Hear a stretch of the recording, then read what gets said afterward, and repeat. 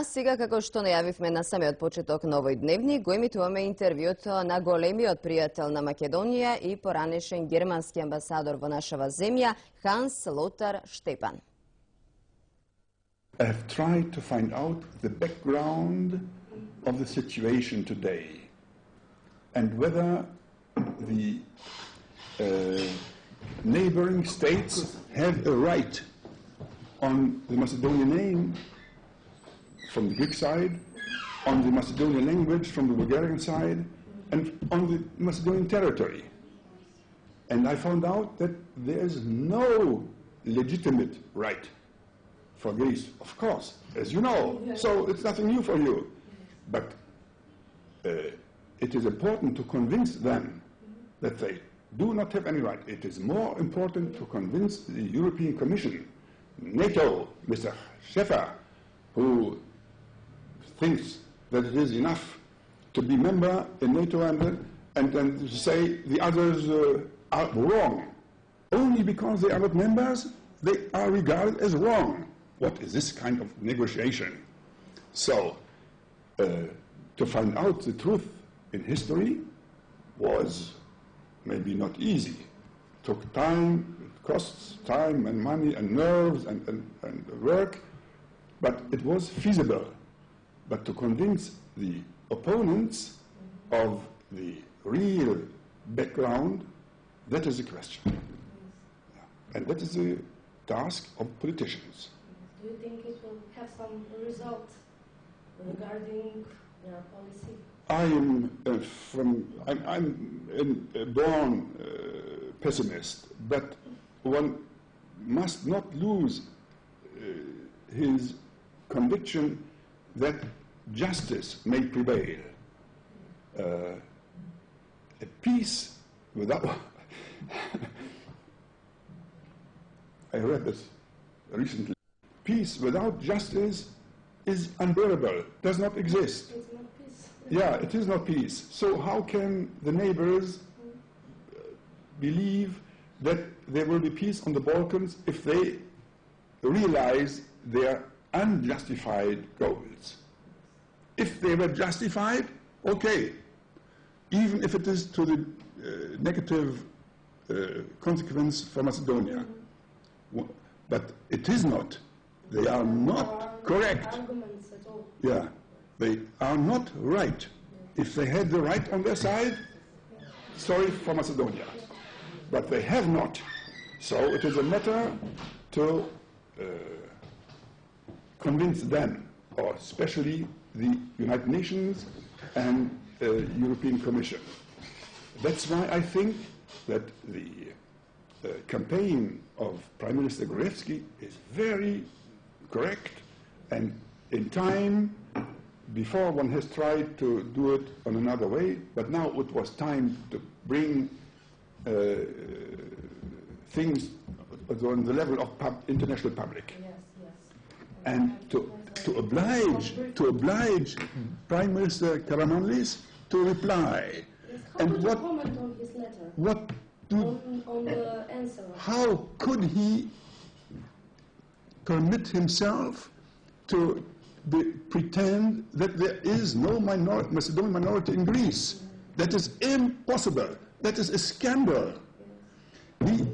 They exist.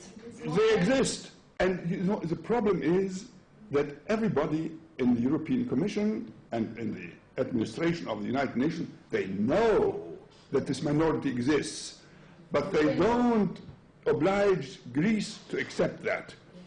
And if this is the case, that even such international organizations that represent our values of truth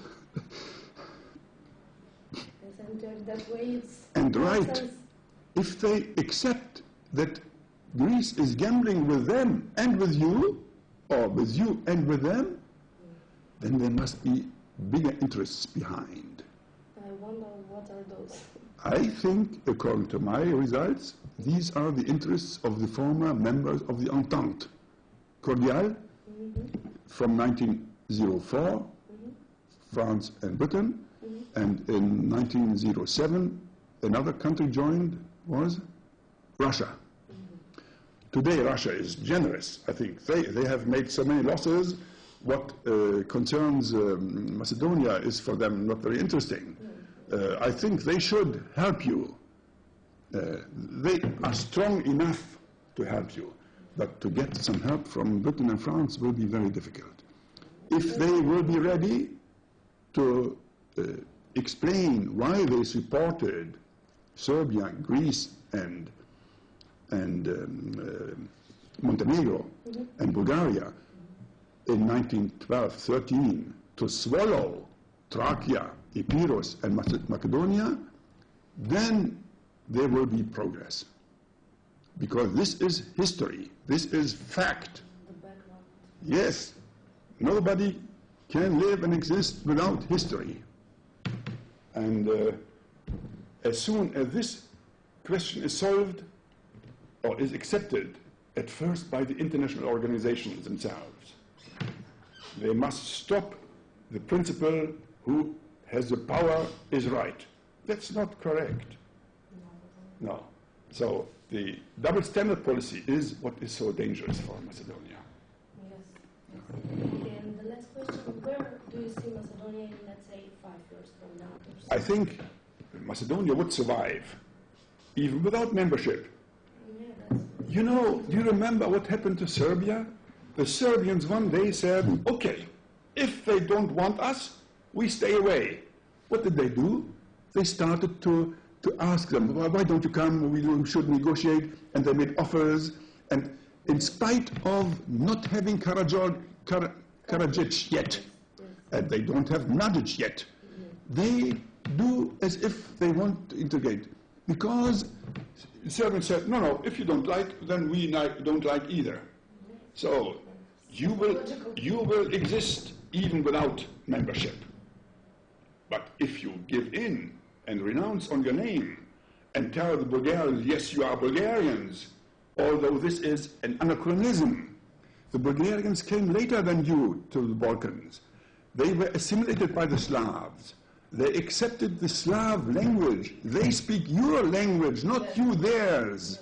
It is only called Bulgarian because they managed somehow to call their country still Bulgaria and the language Bulgarian, and now they think they can pretend that Macedonian is Bulgarian.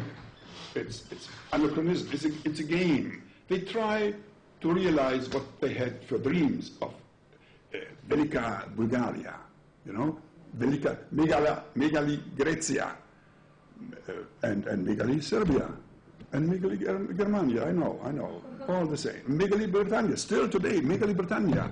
Yes. Great Britain. Yes. Nobody cares. In my little town in Bonn, where we go very often into an Italian restaurant. Grand Italia. Crazy. But that's the case. Everybody wants to be great. Yes. If possible, super. And we have paid for that. Let the others pay too. They should renounce on becoming and wanting to be great. They should be satisfied with that, what they have, instead of blaming and nagging other people and try to steal their rights. They would steal your identity. That's the point. Yes. And you shouldn't give in.